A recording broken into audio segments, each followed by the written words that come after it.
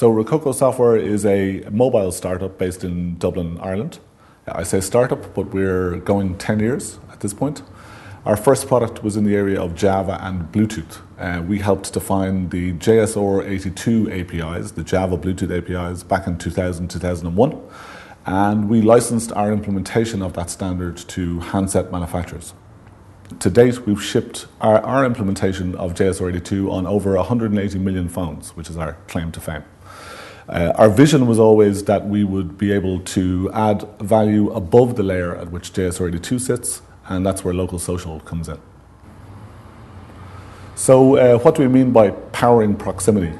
We build software that can react when people and things are physically close to each other, from say 2 feet to about 100 feet, the range of typical short-range wireless technology. And we make software that makes it easy to react to those things being close together. So if phones are near each other, if phones are near a laptop, if a car is near a phone, our software can react and detecting things of interest nearby and letting somebody else know about that, so that you can build an interesting application that can react to that situation. So we call LocalSocial a social layer for Bluetooth. That's how we describe it. What do we mean by that? We imagine that every Bluetooth device in the world, there's 2 billion of them, has a hook on it, a hook on which you can hang information or tags. It's a simple concept, but it can be very powerful.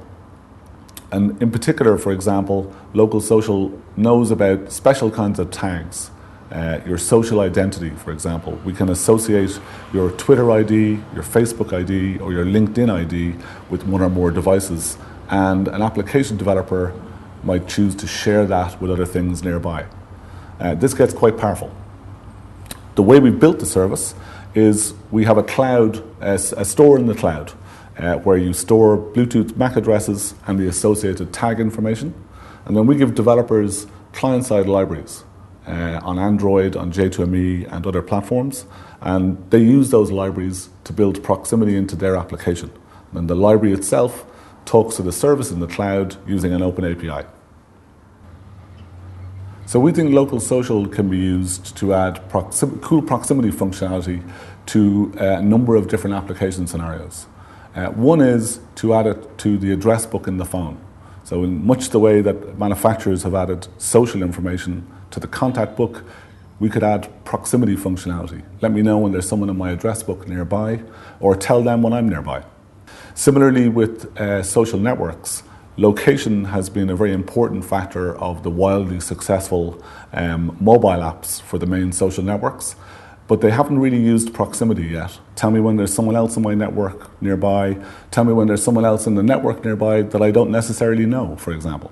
Lastly, in the area of proximity marketing, where Bluetooth has traditionally been quite strong, we think there's an opportunity to add a lot of value to enhance how proximity marketing works. Most of the systems today know nothing about the user, the end user who receives an offer. With LocalSocial, you can share a little bit of information about yourself in return for a much more relevant offer to you. So we think of proximity as being complementary to location. Location has been used very effectively in a whole lot of mobile apps so far. Proximity hasn't been used too well to date. We think they're complementary. Proximity works well in some of the situations where location technology doesn't work so well. Underground, outside urban areas, inside large conference centres where there's a lot of people, proximity can really add a lot of value and just a different dimension to an application. So there's obviously a crazy amount of hype around location in the marketplace in evidence, but just in the last while, you're seeing some initiatives around proximity specifically. In the US, for example, you may have seen an application called ShopKick. It uses high-frequency audio to detect if someone is nearby, and the idea is that a shopper earns points when they're near a participating store, or if they take a demo of something in particular in a store. In the UK recently, Placecast have done a trial with O2, and they use something called geofencing. Again, different technology, but proximity is what's powering the application. So LocalSocial is now live. We've opened our beta program. You can find us on the web at www.mylocalsocial.com. And there's a bunch of information there about how the service works, how to use it, what the API looks like. You can register with us as a developer, and you can download some of our demonstration trial apps that we've provided.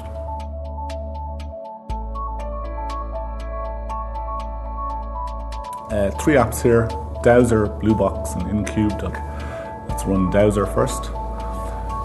So the idea with Dowser is it's a little radar for things nearby. In particular, it's looking for anyone who's registered with LocalSocial nearby.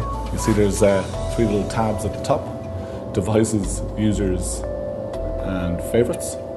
So it's found some Bluetooth devices nearby, but it's also found some users nearby. And if we go and have a look at the users, these are people who've registered with LocalSocial, and they've associated some information with their Bluetooth MAC address. So if we take a look at Bruno, we'll see whatever information he has bound to his MAC address. Again, there's tabs at the top, so you can see his Twitter stream, his Facebook stream, his Last.fm music he's listening to on Last.fm, and his LinkedIn information.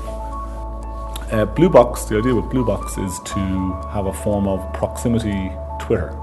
It finds devices nearby, and then it lets you associate messages with those devices, and you can broadcast them to everybody, or you can put a message in a specific box. You can see how this might be used at a game or in a cafe or in a classroom. And the third application is called Incubed. This is an example of a mobile social network application using the LocalSocial APIs. The idea here is that we're using the LinkedIn APIs and LocalSocial at the same time to look for anybody else who is nearby who's ever run this app. If you find anyone nearby, as it's finding here, you can go and look at their LinkedIn profile. And you can see how this might be used in a conference situation. So you can go to mylocalsocial.com if you want to get these apps. Just register and go to the app gallery. And you can download any of the apps we've shown you there. You can also set up your social networks. And you can see on both the activity and the homepage your recent activity. So these are the devices we discovered while we were running those apps nearby, and these were the users in LocalSocial that we discovered. So first of all, we're working with our existing customers for JSR82. A lot of those guys in the handset ecosystem are interested in this value add idea above the layer of JSR82. We're also talking to proximity marketing companies looking to add value with the services they already offer, and talking to the social network guys. And lastly, because we don't have all the good ideas ourselves, we've opened an API and we're looking for third-party developers to come work with us and innovate on what we've done. So we think there are a couple of different ways of making money with LocalSocial. Obviously, it's free for developers. With our partners on the proximity marketing side, we think we can earn a small amount of money when business is transacted, when a coupon is redeemed or a voucher is used using the service. For the social networks, it's more likely to be something like a managed service fee. And as we build volume in the whole LocalSocial service, there's a lot of value in the analytics.